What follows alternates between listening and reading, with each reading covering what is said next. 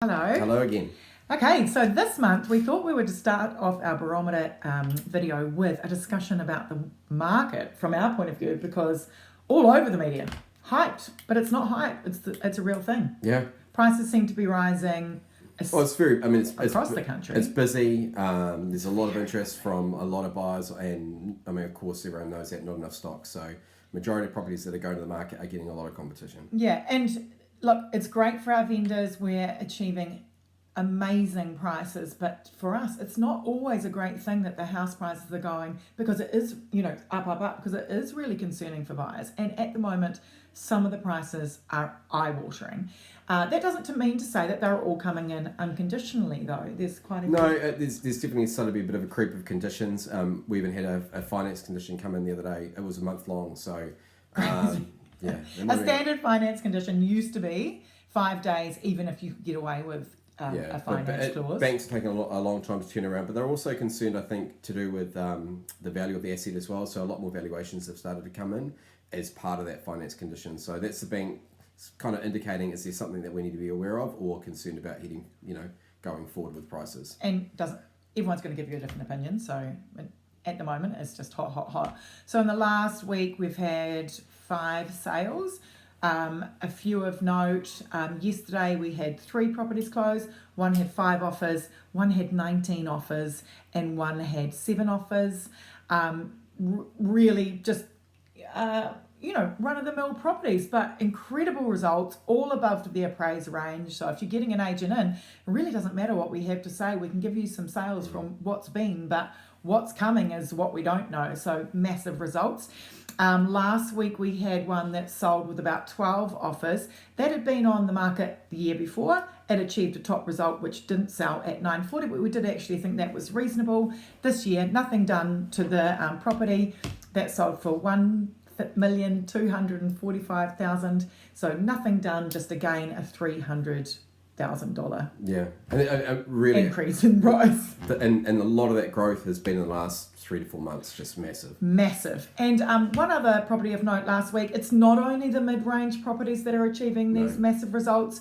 We had another one, 6 unconditional offers for a $2 million plus property in Kandala. So those top ends are becoming not top. No, and like $2 million's a bit normal at the moment. And that's really surprising, because normally at that kind of value you'd be lucky if you got 2 offers. To be honest, I believe that the 2 million properties are the old 1.5 million from probably 6 months ago. Yeah. 1.56 million are all of a sudden 2 million. So that's kind of a sad state of affairs as well. But again, great for our vendors. So today we're just going to touch on, buyers' approach to buying property. Like, we're all a bit of, we like to think that we're she'll be right in terms of, it'll be okay, we'll buy it. Kiwis don't actually have that attitude so much anymore. No, that's gone. It has got, we like to think we're casual, but we ain't. I think the she'll be right. The she'll be right comes from the trust aspect, and I think a lot of that has been eroded over time because of leaky buildings and different things that have arisen. So, but I also think it's got to do with the fact that people can access information very quickly. Well, you expect information. I mean, if you go back, let's fly back to when people didn't get limbs. Why? No one even cared what the council thought about your house. But also, maybe if they wanted to access it, they couldn't get that fast. Now you can ring archive, stalk it, Yeah.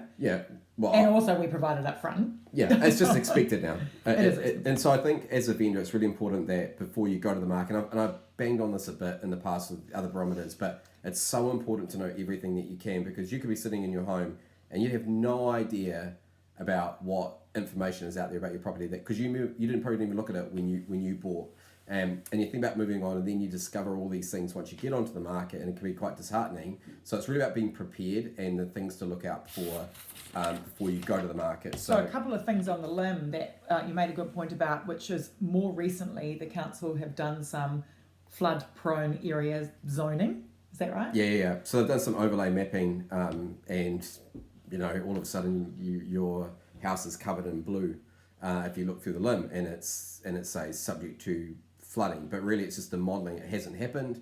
If you call the council, they might even say, oh, look, it's not even really that bad. But that information is out there. So and the buyers don't see it as not bad. No, of course they not. will actively not buy your property. Risk-averse people will actively not buy your property if it falls in that zoning and that's of concern to them. Yeah, so you've got to be forearmed, right? So you've got to understand and we'll get some feedback from the council and say, well, tell me a little bit about it, and then you can share that information going forward from there as well. So another really common one that comes up on limbs, and it may come up in the course of the campaign if the vendor hasn't been organised to get that, in advance, is unconsented works. Yeah. Building consents that haven't been signed off or haven't met the standard.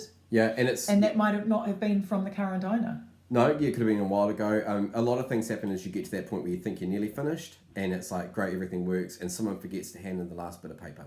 And then you'll find that you're unconsented, so people will go back and you'll have to solve that problem. And it's not quick, because the council will take just 10 working days to even look at the file, and then it could be another 20 working days from there. So it's so important to know everything before you start and work out what can you solve before you go to the market. So depending on what kind of market it is, in a booming market, sometimes people will overlook unconsented works, but it may mean that you can't get insurance on it, in which case you can't get a mortgage.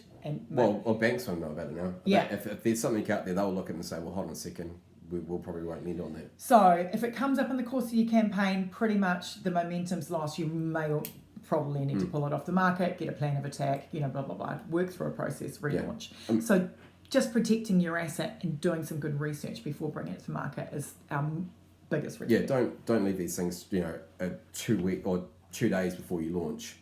Have the stuff well in advance.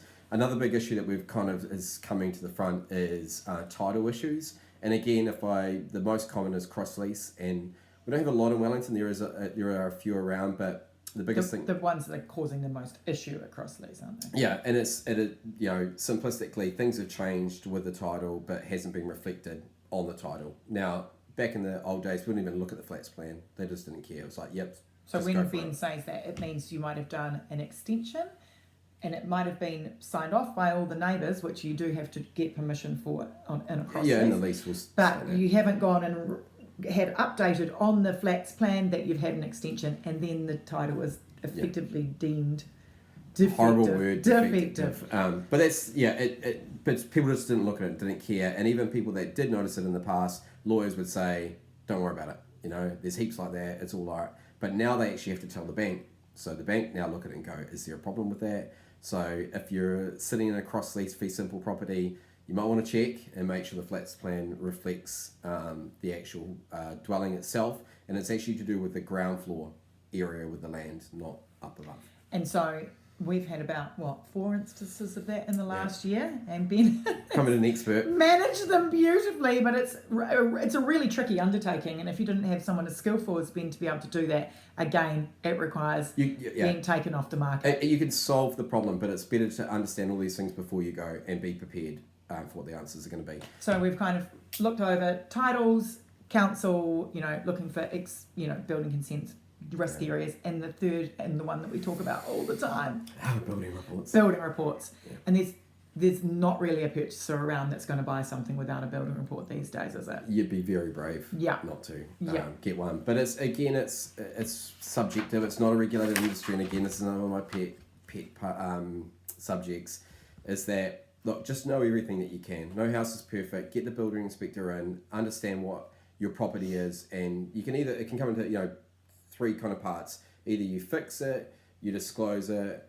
or do you have to actually take it off and get it sorted out? It's going to be a big project. So just understand before you go to the market and be prepared for An those example answers. of that would be, we found out there's some original tocha piles. We could either get a quote and provide that to purchasers, and they can look to remedy that once they've purchased it, or you could go ahead with the repiling, and then you've got a non-disclosure and a good-to-go property. Yeah. Because again, insurance would dictate that you probably banks, have to replace if they get their piles. hands on a building report and they're not happy with it, they'll make that call as well. So even though you've been living in a house that you may not been aware, or you were fine with all of these issues, these days, all of those kind of things are issues. They need to be addressed. You need a skillful agent to manage it. Make sure that your research.